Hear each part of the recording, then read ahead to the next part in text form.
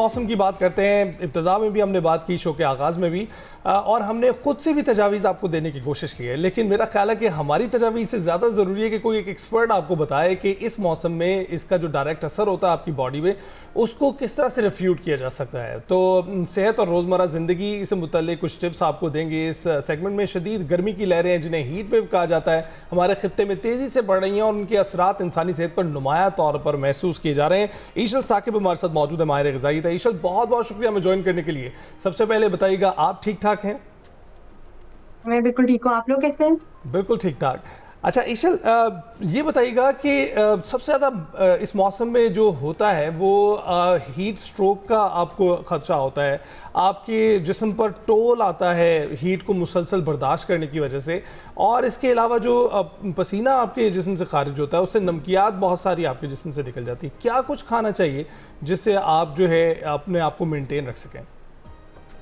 अच्छा, बिल्कुल। समर्स में क्या होता है कि हमारे बहुत एक्सेसिव जो है स्वेटिंग हो रही होती है। एट टाइम्स हमें पता भी नहीं होता कि स्वेटिंग भी रुक जाती है और हमारी बॉडी फर्दर डिहाइड्रेट हो रही होती है, जिसकी वजह से बहुत सारी कंडीशंस आती हैं। ऑब्वियसली स्टेट ऑफ कंफ्यूजन होती है, या फिर हमें पता नहीं लगता, हम फेंट होने लग जाते हैं। एट टाइम्स स्कूल्स में बच्चे फेंट होते हैं, पता नहीं होता ये डिहाइड्रेशन की वजह से, या वॉमिटिंग, नॉजिया और इस तरह की कंडीशंस बहुत ज़्यादा प्रेवलेंट होती है समर्स में। तो उस पर डाइट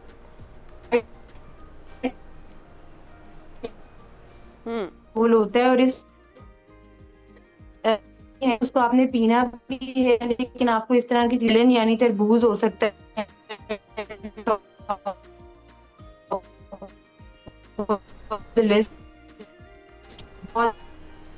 राइट।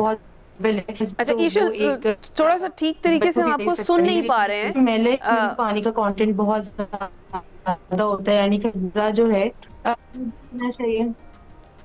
जी जी ईशल, I hope that's clear now. जी जी जी, अब आप प्लीज कंटिन्यू करें।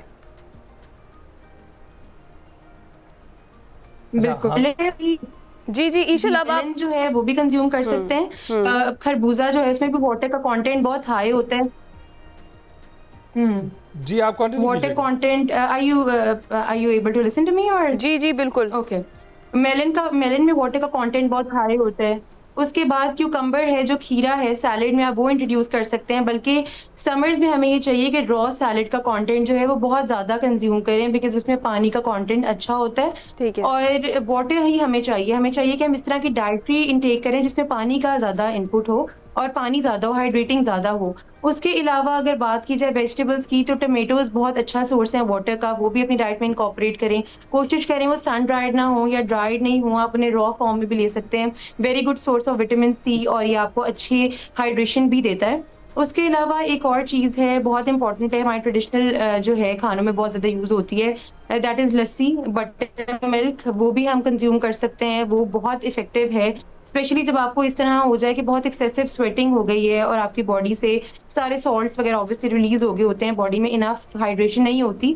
तो इस तरह की फॉर्म में लस्सी को कंज्यूम करना कैन बी वेरी बेनिफिशियल, क्योंकि वो फौरन से आपकी एनर्जी लेवल को रिस्टोर करता है। स्पेशली लस्सी और बटर मिल्क दोनों जो है घर पे बनाए जाते हैं, वो दोनों आप कंज्यूम कर सकते हैं। वो क्या होता है कि एनर्जी को स्लोली ब्रेक डाउन करता है और आपको बहुत अच्छी हाइड्रेशन देता है। प्लस जो लोग फेंट हो जाते हैं या जिनके बहुत ज़्यादा इस तरह की कॉम्प्लिकेशंस आ रही होती हैं समर्स में, वो ये इसको ख़त्म करता है।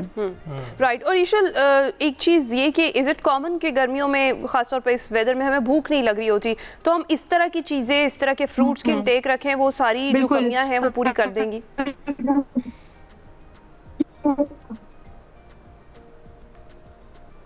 आप सुन पा रही हैं ईशल? बिल्कुल, हमें भूख नहीं लग रही होती और उसकी यस, ठीक है, वाटर लॉस हो जाता है हमारी बॉडी से। तो उसमें क्या होता है कि हमारे ऑयल्स, जितने भी ऑयली या फैटी फूड होता है, वो हम लोग अवॉइड करना चाहिए, क्योंकि उसी की वजह से हमें फर्दर एपेटाइट हमारी नहीं बढ़ रही होती और हमें भूख नहीं लग रही होती। तो हमें ऑयल्स, और जितना भी ऑयली फूड है, जितना भी फैटी फूड है, यानी कि डीप फ्राइड जो हमारे फ्राइड नगेट्स हैं, या फिर चिकन है, या फिर इस तरह की जो भी डीप फ्राइड चीजें हैं जिनमें बहुत ठीक है, इनसे गुरेज करना चाहिए। और खास तौर पर जो हाइड्रेटेड रखें आपकी बॉडी को, उस तरह के ड्रिंक्स और फूड्स जो है उनका इंटेक करना चाहिए। बहुत शुक्रिया ईशल, अभी हम ब्रेक पर जाएंगे।